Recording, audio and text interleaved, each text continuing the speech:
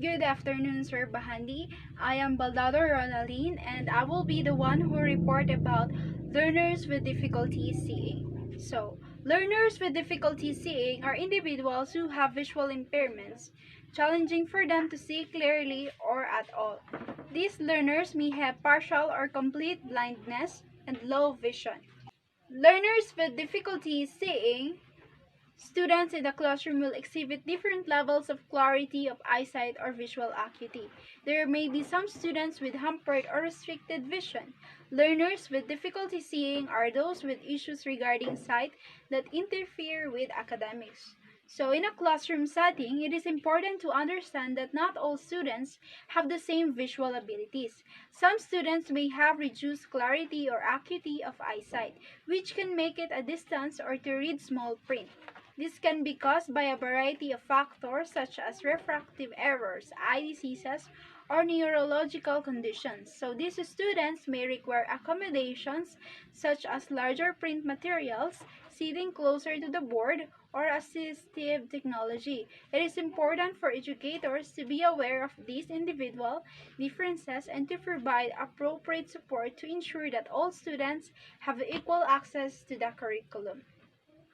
So the next one is the definition from Individuals with Disabilities Educational Act states that an impairment in vision that even with correction adversely affects a child's educational performance, which includes both partial sight and blindness.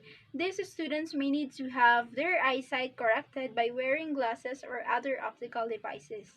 So this means that even with the use of glasses, contacts, or other optical devices, the student's vision still impacts their academic performance.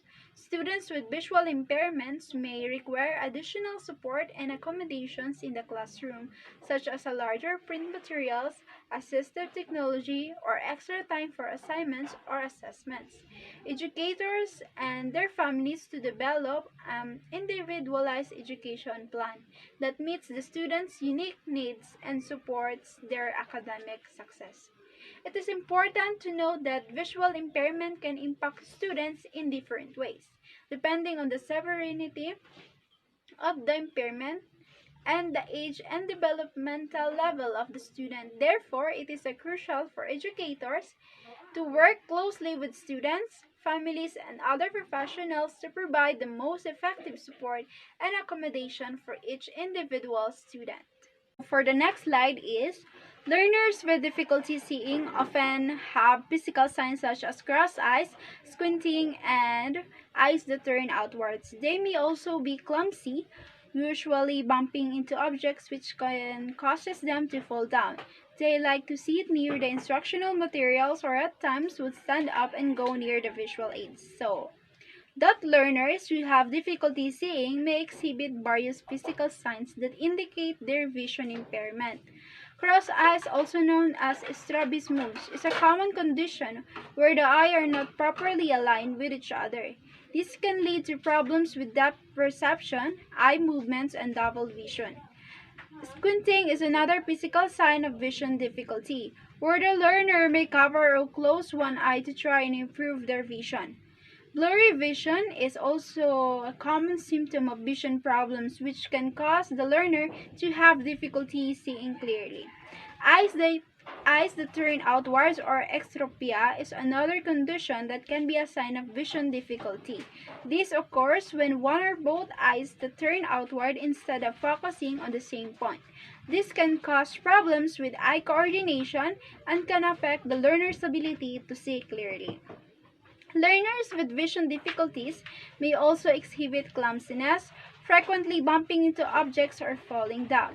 This is often due to their difficulty seeing and navigating their environment.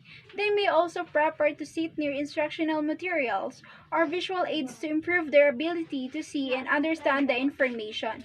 It is important for educators to be aware of these physical signs of vision difficulty and to provide appropriate support and accommodations to ensure that learners with vision impairments can access the information they need to succeed in their academic and personal lives.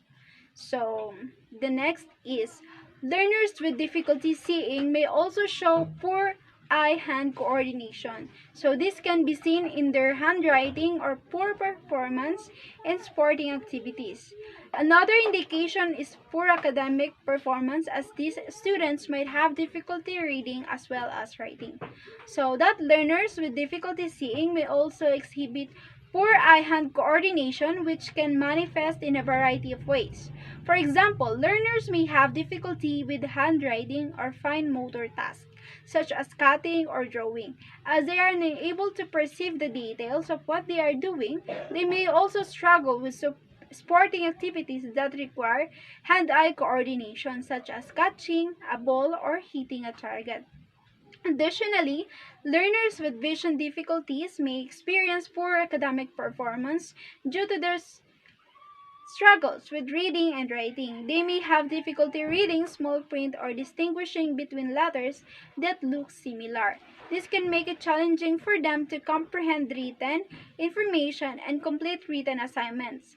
Learners with vision difficulties may also struggle with seeing what they are writing or may have trouble with spacing and alignment. Other slide is learning characteristics. So, good visual ability is critical in learning. Most school lessons are done through blackboard writing, presentation, or handouts in most major subjects. Visual impairments, whether mild, moderate, or severe, affect the student's ability to participate in normal classroom activities. In the past, students who are visually impaired are placed in special institutions. Nowadays, most are enrolled with other children who are not visually impaired. So this is good visual ability is a critical aspect of learning, as it allows learners to effectively perceive, process, and understand the information presented in the classroom. Many school lessons are delivered through visual aids such as blackboard writing, presentations, or handouts, especially in major subjects such as math and science.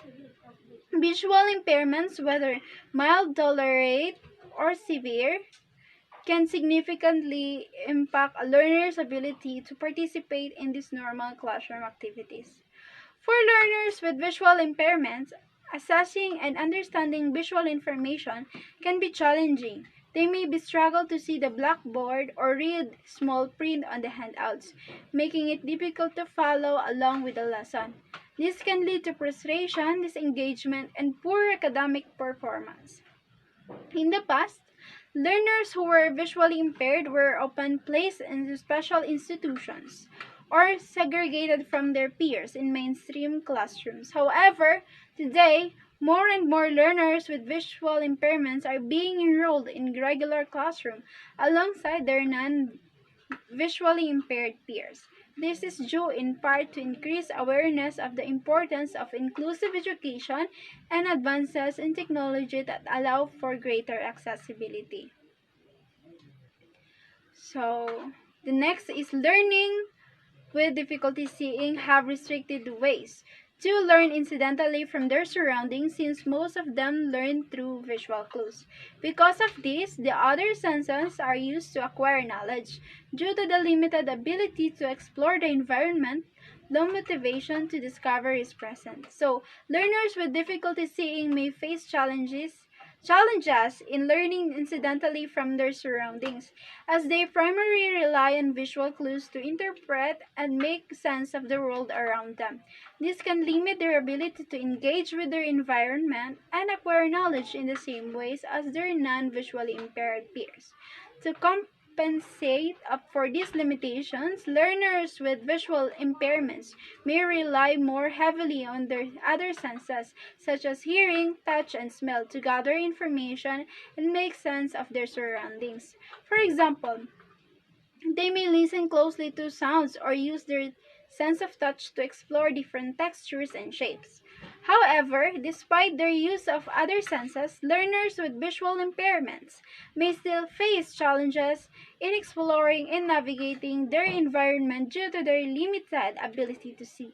This can lead to a sense of isolation and a lack of motivation to discover and learn new things. To support learners with visual impairments, educators create multisensory learning opportunities that engage all of their senses and provide opportunities for exploration and discovery. These might include hands-on activities, group discussions, and experiences that encourage learners to engage with their environment in new ways. And that's all my report. And for the continuation is Miss Kadusali J. And it's your turn. So, hello everyone. I am Kadusali G. and Missy, and I will be the one to continue the report about learning difficulties with seeing. So, letter D, general educational adaptations.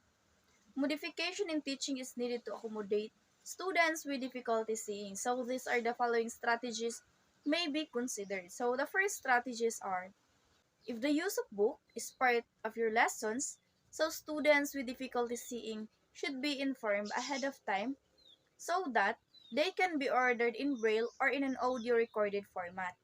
So if the use of the book is part of your lesson which you are going to teach, so being a teacher, it is really need for them to inform ahead of time so that students who has difficulty seeing can find ways in how they are going to study or understand your topic or your lessons. So the second strategies are portion of textbooks and other printed materials may be recorded so that visually impaired students can listen instead of focusing on the visual presentation. So the portion of textbooks or any other printed materials that you have used in your lessons should be recorded so that students who have difficulty seeing will directly understand the lessons because students who have difficulty seeing can focus on listening than seeing. So the third strategies are all words writing on the board should be read clearly. So the third strategy is very understandable. So from the words all words, so all words that you have write on the board should be read clearly because of course students who have difficulty seeing, they can focus on hearing instead of listening. So through this, they can understand better for the discussion.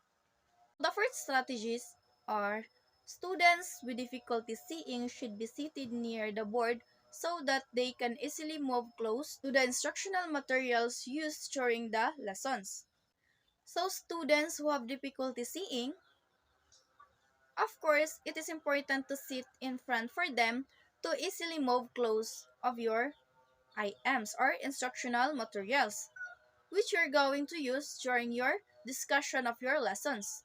Because if the students seated on the back, it can be difficult for them to adjust because they are far from your IMs or instructional materials. The fifth strategies are a body can be assigned to a students with difficulty seeing as needed. This can be crucial to assess and the mobility of the students such as going to the other places in school during the day. So a body should be assigned to a students with difficulty seeing. Through this, there will be the one to assess to the students who has difficulty seeing to the other place during the day. Through this, students who have difficulty seeing couldn't struggle of what they are going to do during that activity or during your outside activity. And the sixth strategies, students with difficulty seeing might need more time to complete a task or homework. This might be on case-to-case basis. So as being a teacher, you need to give more time to your students with difficulty seeing to complete their task or homework because as we all know, it is difficult for them to make a different kinds of tasks in having difficulty seeing. So you must give a time for them to finish their homework or any kinds of activities. The seven strategies are teachers should be aware of terminologies that would require visual acuity, such as over there or like this one, which is impaired students may not possess. So the teacher must be aware of the terminologies that they were going to use, so that we must be cautious enough in speaking in front of them, most especially in the impaired ones. For example, words such as word over there or like this one. So we must use the terms that they can be easily understand. And the last strategies are teachers should monitor the students closely to know who needs extra time in completing tasks. So it is very understandable. So it's look like the strategies number 6. So teachers should monitor also to the students closely for them to know who are the students with difficulty seeing that really needs extra time to accomplish or complete their project assignments and other activities that are related in their school. So students have difficulty seeing must need an attention or extra time for them to understand better. So that's all of our report and thank you for listening.